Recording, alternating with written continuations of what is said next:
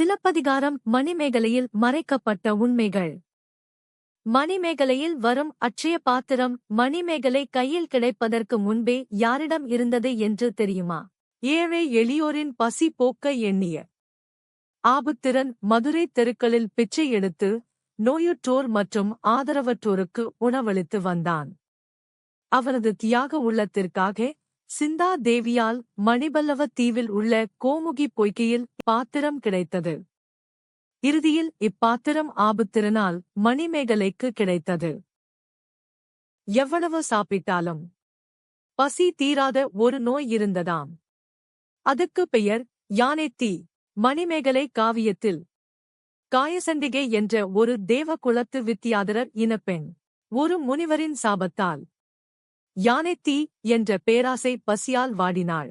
யானை சாப்பிடும் அளவுக்கு சாப்பிட்டாலும் மலை போல உணவு இருந்தாலும் அவளின் பசி ஒருபோதும் தீரவில்லை.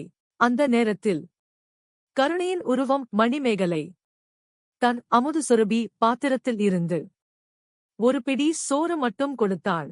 அந்த ஒரு பிடி சோறு பல வருடங்களாக இருந்த யானைத்தீ பசியே உடனே தீர்த்துவிட்டது. அது சாதாரண சோறு இல்ல, அது அறத்தின் சக்தி. அறம் இருந்தால் அதிசயம் நடக்கும் என்பதற்கு மணிமேகலை ஒரு பெரிய சாட்சி. தேவர்கள் இல்லை, கந்தர்வர்களும் இல்லை. ஆனால் ஆகாயத்தில் பறந்த ஒரு தெய்வீக இனம் இருந்தது. அவர்கள்தான் வித்தியாதரர். மகாபாரதம் கூறுகிறது, இவர்கள் தேவகுலத்துடன் தொடர்புடைய ஆகாயவாசிகள். இந்திரன் சபையில் கூட தோன்றுவார்கள். சிலர் சாபம் பெற்று மனிதர்களாக பிறந்த கதைகளும் உண்டு. ராமாயணத்தில் ராமன் ராவணனை வென்றபோது வித்தியாதரர்கள் வானில் இருந்து புகழ் பாடினார்கள். ஆனால் இது இதிகாசங்களில் மட்டும் இல்லை. தமிழ் காப்பியமான மணிமேகலையிலும் வித்தியாதரர் இனத்தைச் சேர்ந்த பெண் காயசண்டிகை அவளின் கதை விஞ்சியர் குலத்தின் சாபம் வரம் இரகசியத்தை வெளிப்படுத்துகிறது.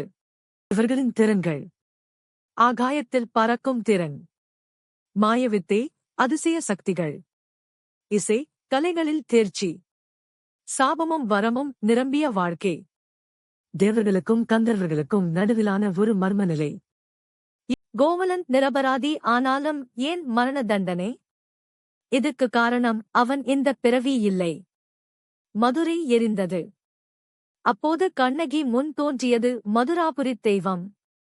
அது சொன்ன அதிர்ச்சி உண்மை என்ன தெரியுமா? முற்பிறவியில் கோவலன் பரதன் என்ற பெயரில் வாழ்ந்தான். அவன் கலிங்க நாட்டின் தூதர் சங்கமனை தவறாக குற்றம் சாட்டி அரசனிடம் காட்டிக் கொடுத்தான். அந்த நிரபராதி தூதர் கொல்லப்பட்டான். அந்த பாவம் காலம் கடந்தும் அழியவில்லை. அதே கர்ம பலன். இந்த பிறவியில் கோவலனாக பிறந்து தான் செய்யாத குற்றத்துக்கு மரண தண்டனை பெற்றான். கர்மம் தப்பிக்க முடியாதது. மதுராபுரி தெய்வத்தின் இந்த வாக்குமூலம் கண்ணகியையே சற்றே மௌனமாக்கியது.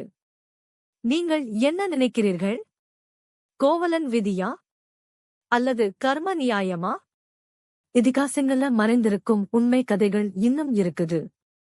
அதை தெரிஞ்சுக்க சப்ஸ்கிரைப் பண்ணலாமே.